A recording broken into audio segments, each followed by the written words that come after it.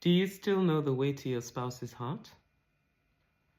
When you first got married, you probably felt like you were an expert on your husband or wife.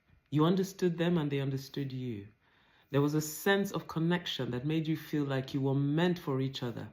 And because of that connection, you wanted to spend your entire lives together. Do you still feel that way? Do you know what is really happening in your spouse's inner world? Do you still know the way to your spouse's heart? Can you genuinely say your spouse is your best friend? You know, I ask this question because it is so easy to drift apart in marriage. The natural trend for any marriage is towards distance, not intimacy. You know, in our first year of marriage, my husband and I read a book titled Pulling Together When You Are Pulled Apart. And that book made a tremendous impression on us and impacted how we related as a couple. The thesis of the book was essentially this. Because of all the pressures we face in life, financial pressures, raising children, life commitments, the natural trajectory of a marriage is that you will become strangers over time unless you actively fight that tendency. When God gave the mandate for marriage, he made it very clear that marriage is not self-sustaining. It must be maintained with deliberate action.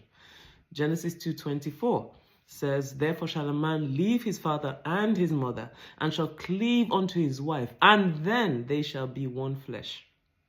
You know, that word cleave comes from the Hebrew word dabak, which means to be united, to hold fast, to keep, to cling to press hard upon, to overtake, which means there's pursuit involved, to be joined fast together, to be stuck together. You get the picture.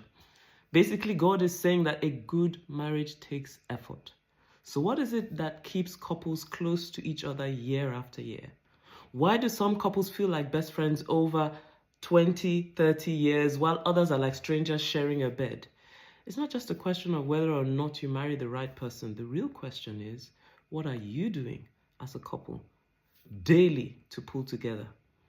Dr. John Gottman, one of the leading authorities on marriage in this century, describes a concept which he calls love maps. I love it so much. A love map is a part of your brain where you store all the relevant information about your partner's life. It's the mental space where you store information about your spouse's hopes and dreams and their values and their opinions and their preferences and their passions, their concerns and their vulnerabilities. Usually, when we first get married, our love maps are pretty good because when we were courting, we took a genuine interest in our partner. We spent hours talking, I know you can remember, and discovering each other. Those love maps are how we navigated to our spouse's heart time and time again. Those love maps were why they trusted us above all other. Those love maps were the key to your spouse's inner world, and they were the reason why you could touch your partner's heart in the deepest places where no one could.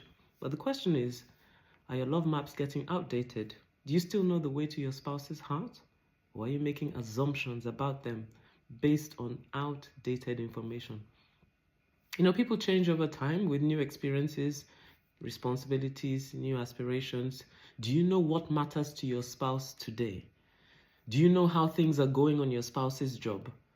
Do you know what concerns your spouse currently has? Do you know what their current dreams are? Do you know what God has been saying to them recently? You know, we need to attentively update our knowledge of our spouse. You know, because they continue to grow and change. Discovering your spouse is a lifelong process. It's a daily education. Who I am today is not who I was 25 years ago when I got married. What I need from my husband now is not exactly what I needed from him when we first got married. I have evolved and so has he, and our needs have changed from season to season. There is only one way to stay in touch with who your spouse is today.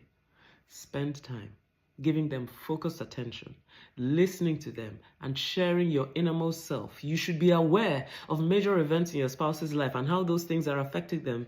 What pressures do they have on the job? What are their current aspirations? Couples who stay in touch with the details of each other's lives are more resilient when the storms of life come because they are better able to support each other. If you spend all your free time watching the news, socializing with your friends, or scrolling through social media, you will be an expert in world affairs and the details of other people's lives and oblivious to home affairs. and the inner world of the person you sleep next to night after night. So what does it take to find your way back to your spouse's heart? Spend time catching up daily. If you're too busy to find 30 minutes to catch up with your spouse on most days, your life is probably out of order. You need to reprioritize your marriage so that you can find your way back to your spouse's heart. Smarter decisions lead to better relationships.